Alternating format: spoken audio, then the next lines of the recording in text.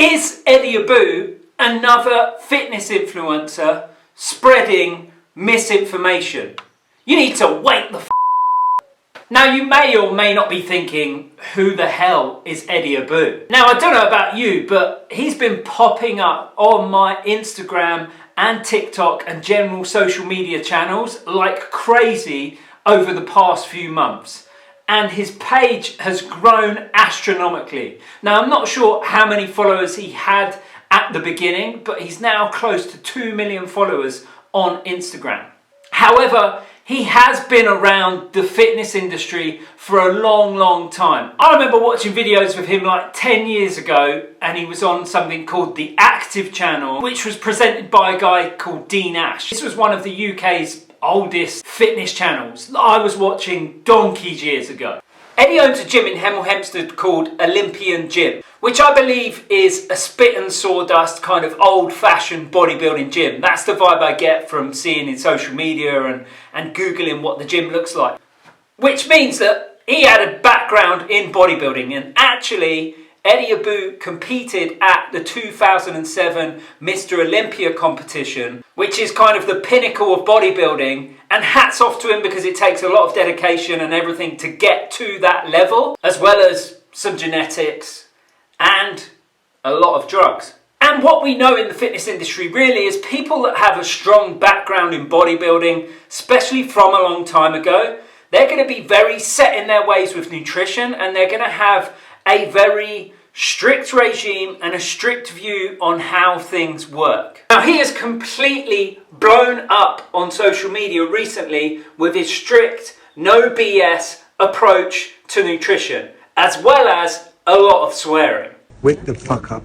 You can't fucking balance anything with modified cornstarch. You can't balance anything with fucking sugar. Which we know grabs people's attention. And when you're kind of like a bit of a Marmite character in the fitness industry, when it comes to diet advice and your views on things, you either love him or you hate him. And what you tend to find is when people are really spouting an opinion like that some people really agree with or really don't agree with, is they just seem to go viral and blow up on social media. So actually, a lot of the time from these people, it's a very good marketing strategy, because what you're going to do is you're going to attract the people that you really want to work with and push away the people that think that you're chatting nonsense and you don't really care, because they're never going to buy from you anyway. What is it with this trend nowadays of people heading into supermarkets and basically telling you that everything is going to kill you within there? You've got people like your nan in there doing their weekly shop, and they've got to contend with all of these idiots in there contending for social media views, when all she wants to do is go out and get her tea for the night. One gives your body instructions to store energy for a rainy day, and then it's got stuff in it that fucks around with your gut. I tell you what, dear, something's been fucking around with my gut, and it certainly ain't a Snickers bar. I've always said a Snickers bar a day keeps the doctor away. Been eating one every day for the past 70 years. Not a day's gone by when I ain't had a mouthful of nuts. There are differences on this shelf. You know I always harp on about organic because that is the best way to go, but the better and best milk I've found on this shelf is Graham's organic milk, because it... No.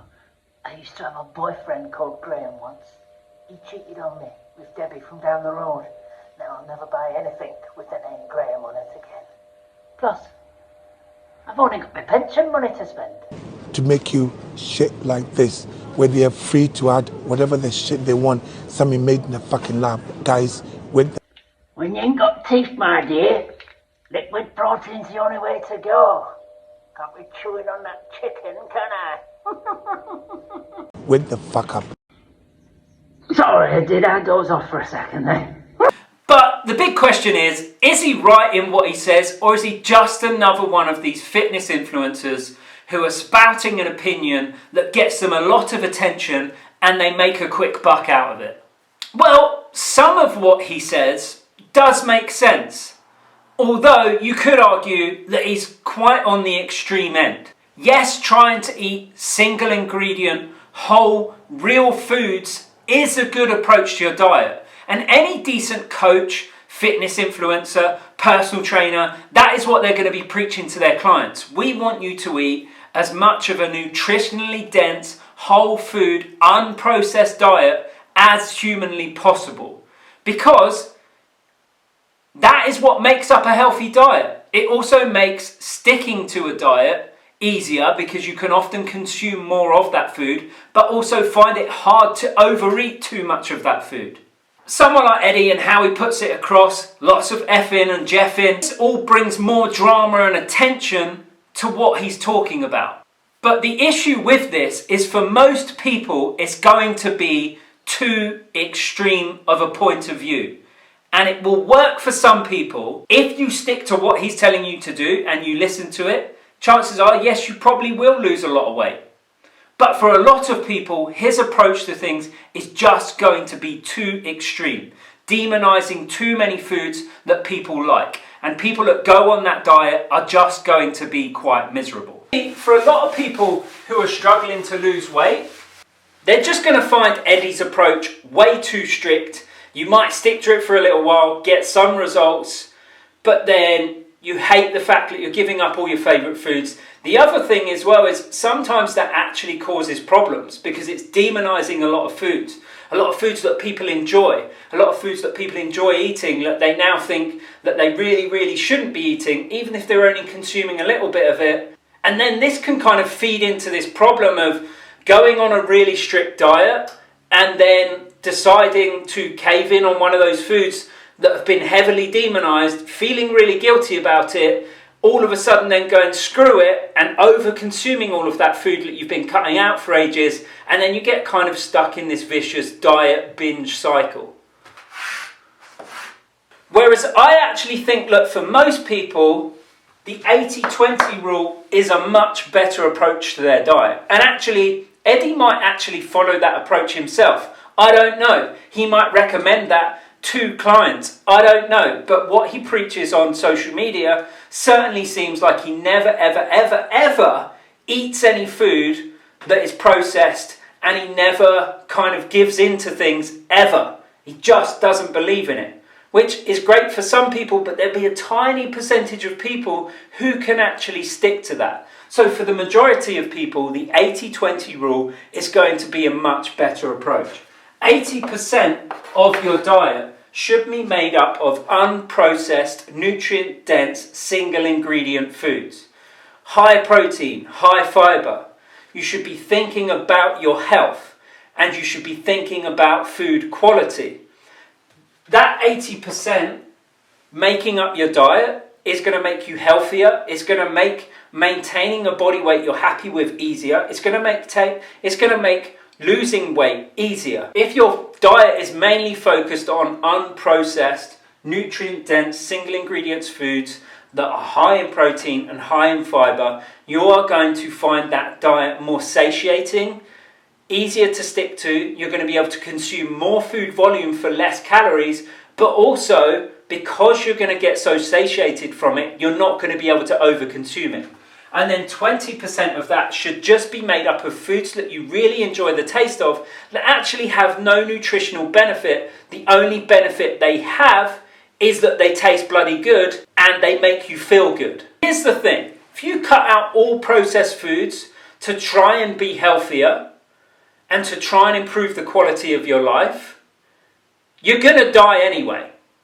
And if you ended up getting some form of a disease, yes, 80% of your diet being made up of those foods is going to heavily reduce the chances of you getting any kind of disease, but it's not going to completely eradicate it. So to go through the whole of your life without ever eating a Snickers bar, it's kind of sad for some people.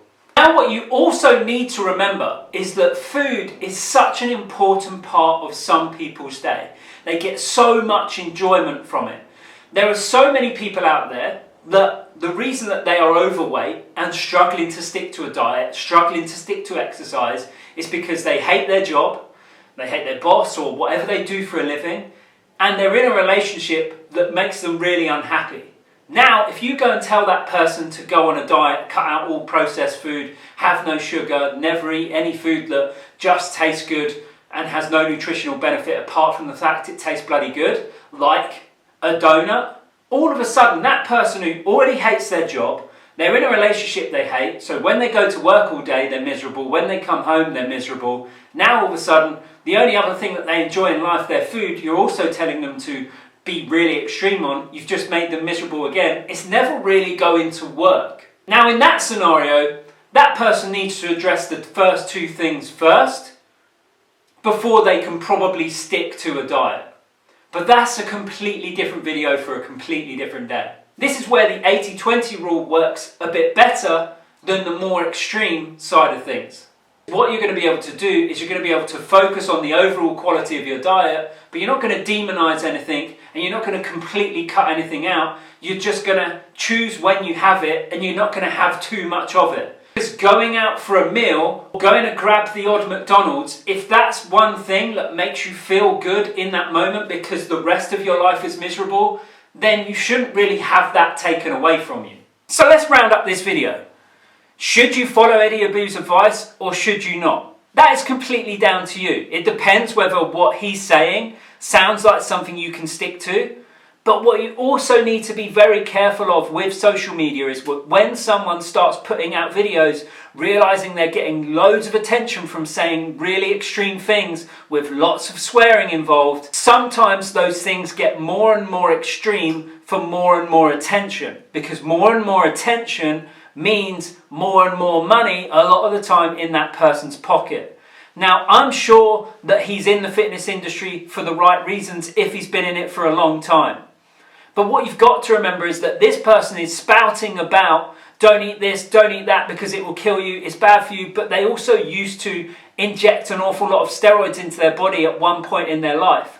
So it could be looked at as quite hypocritical. However, he might also know that back then what he was doing wasn't very healthy and maybe nowadays he wouldn't do the same thing. I don't know. The moral of the story here is be very careful on social media, because there are a lot of people that will say anything just to get attention if it means that they will get money in their pocket. Now, I'm sure, again, if you followed Eddie's advice, you probably would end up losing some weight.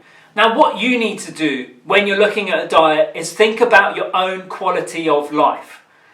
How much of my diet do I need to change to achieve the goal I want to achieve and to make myself healthier, but whilst also still being able to enjoy life?